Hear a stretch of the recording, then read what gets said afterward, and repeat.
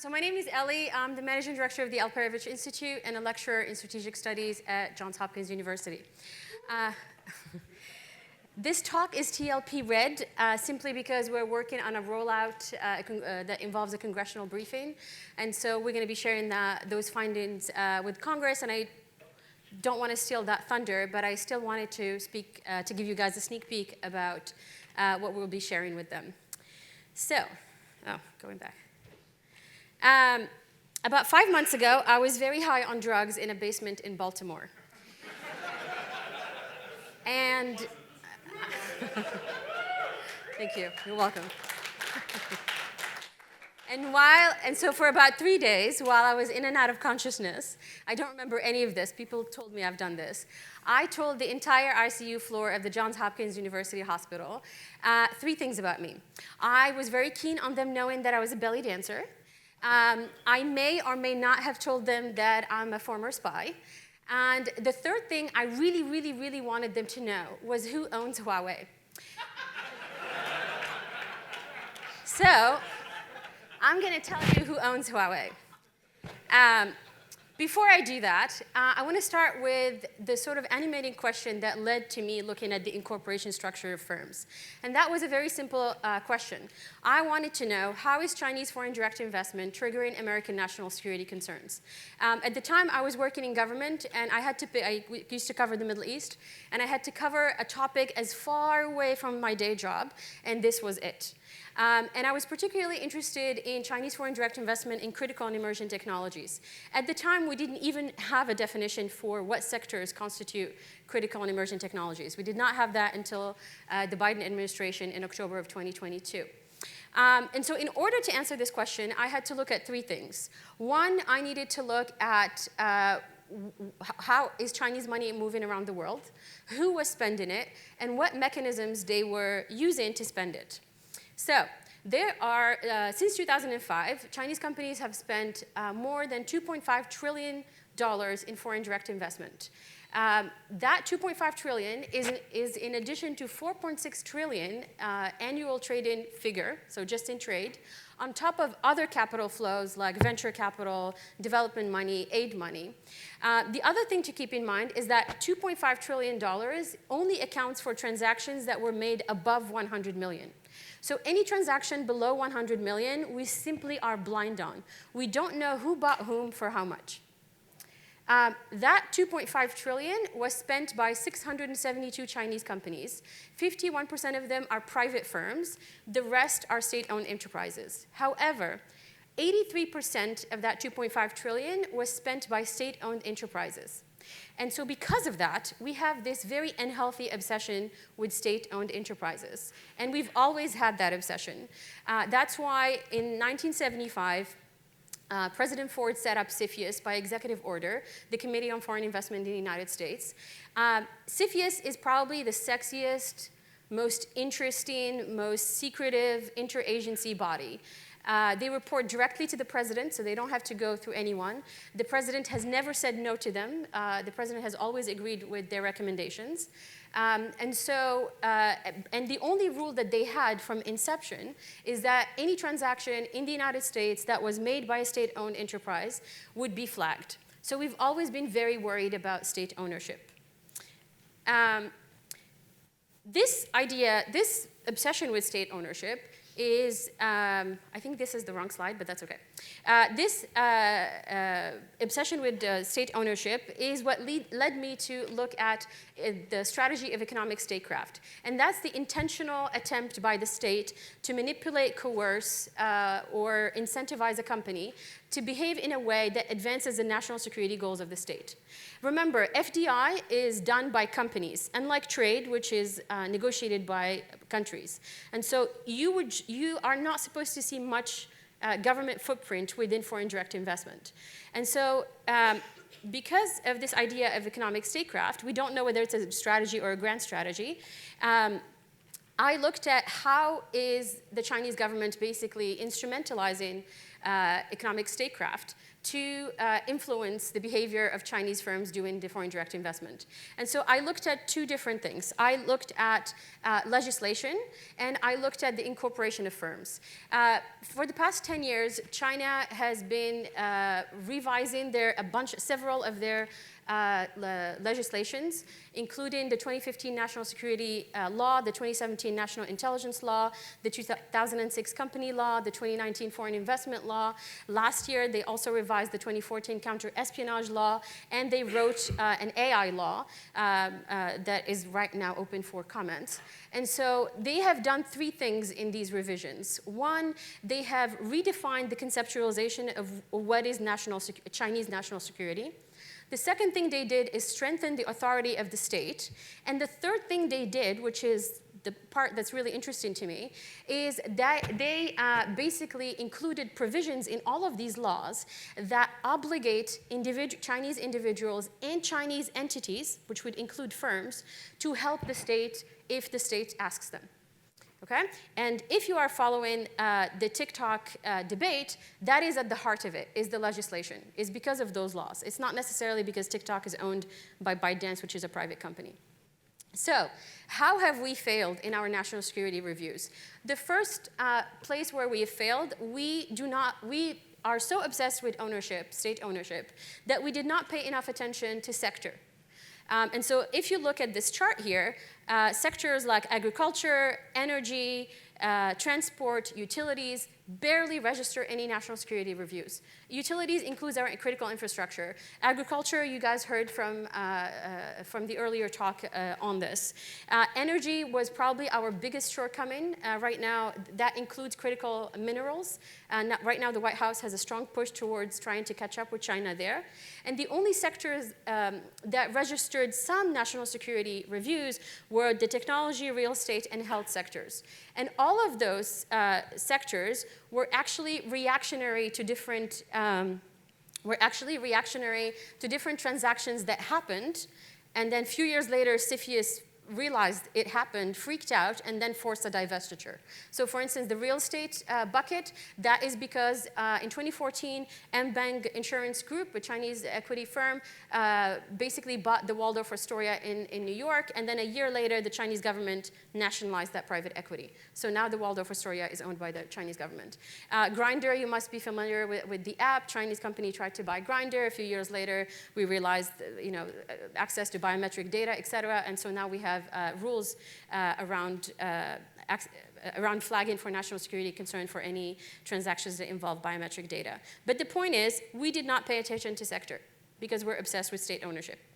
The other way we have failed is that we don't seem to care what is happening in the rest of the world outside of the US and Europe.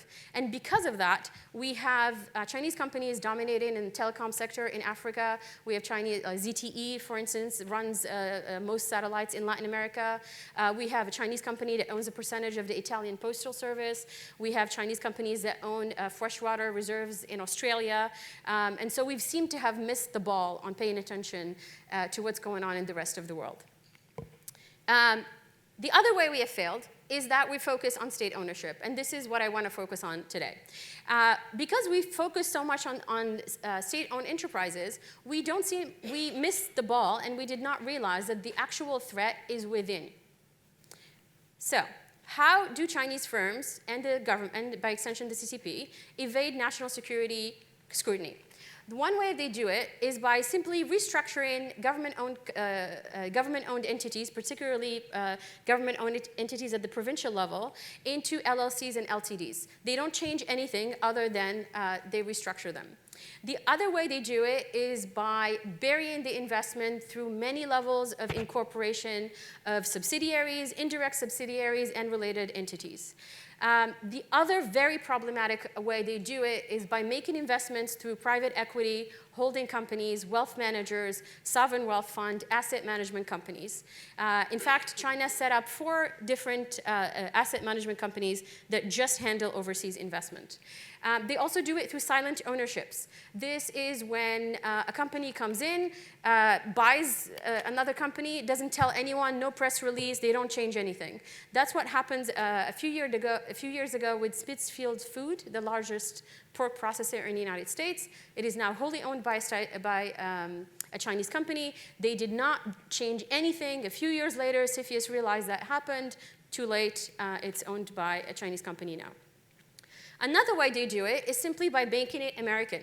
They come and they register a company right here in the United States. They even have asset management and private equity firms in Palo Alto.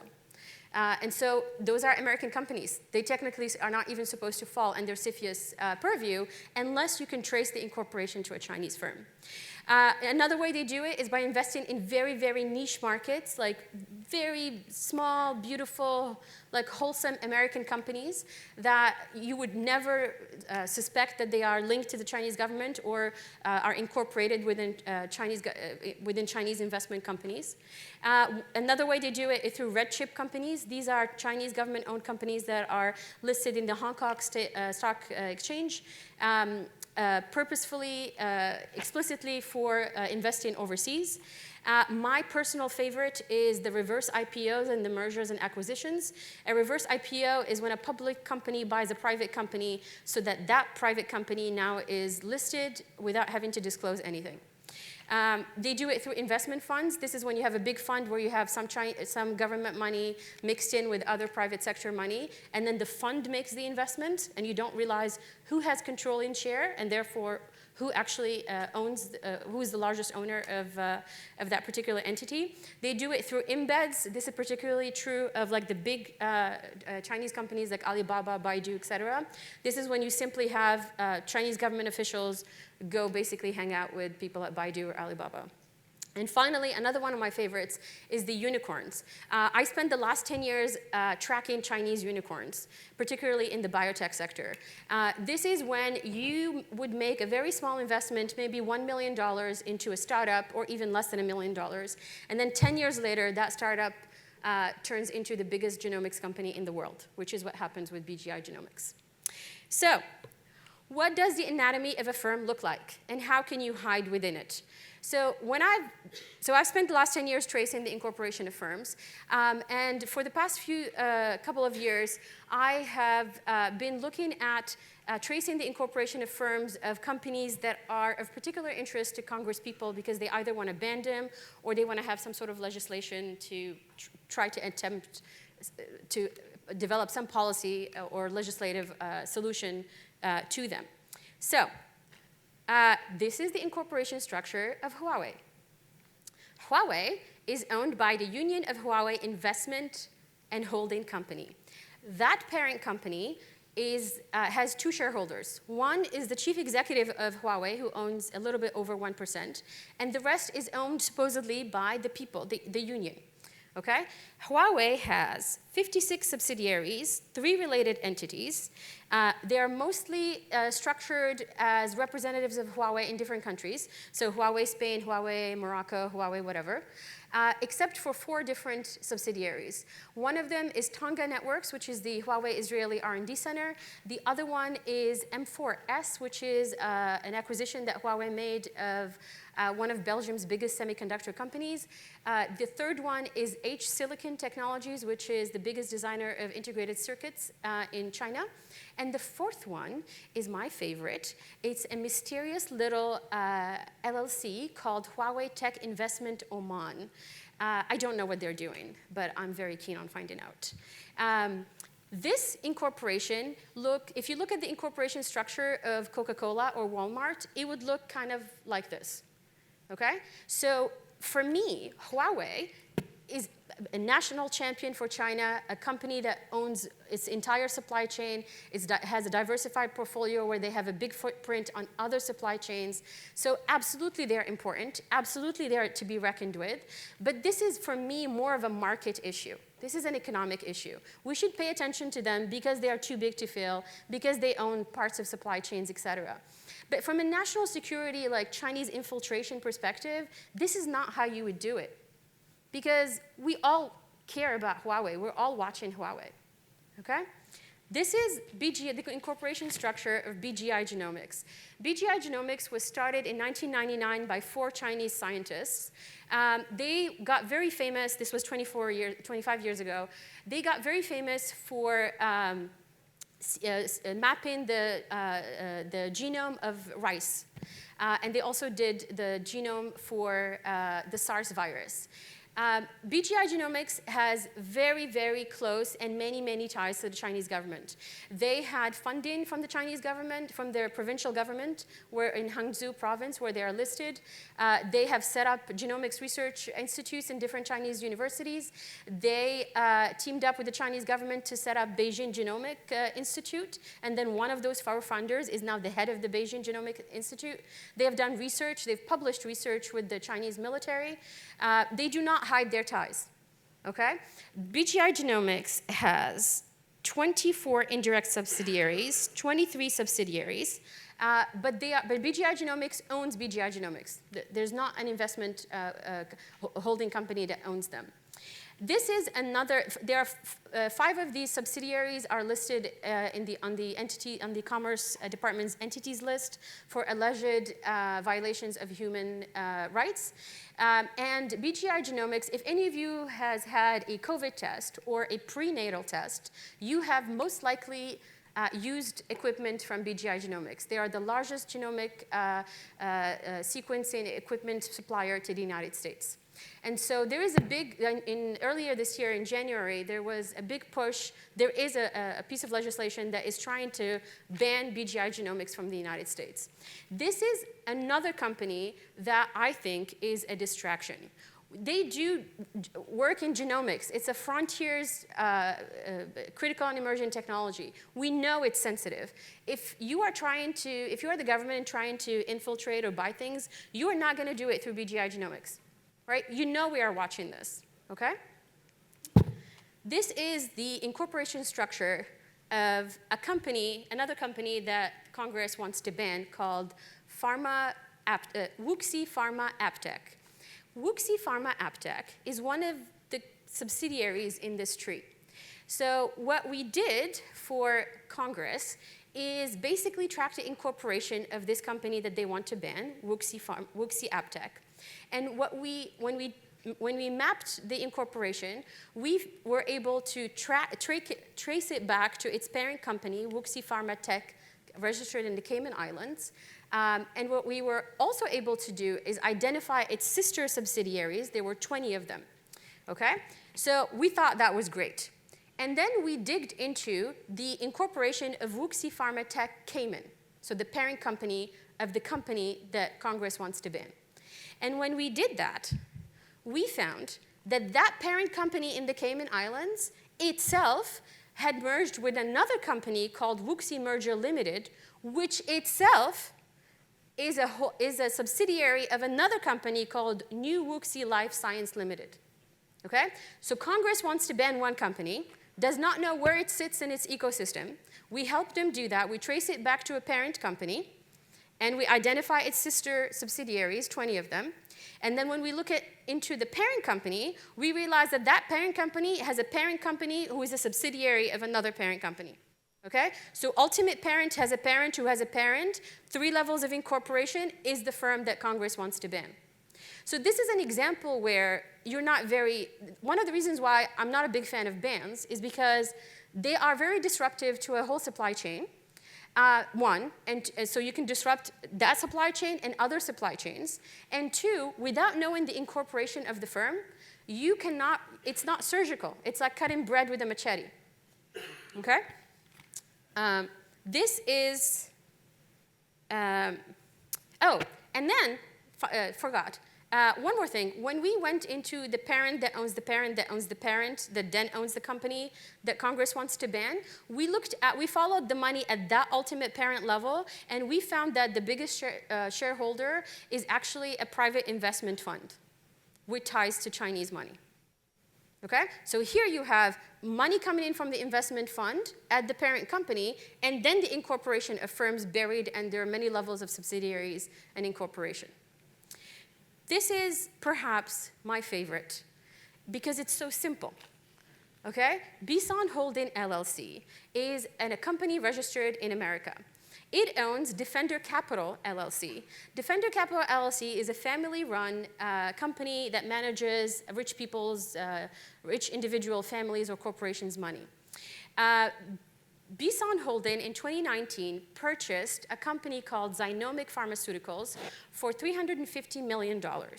So I looked into the incorporation of Bison Holding LLC.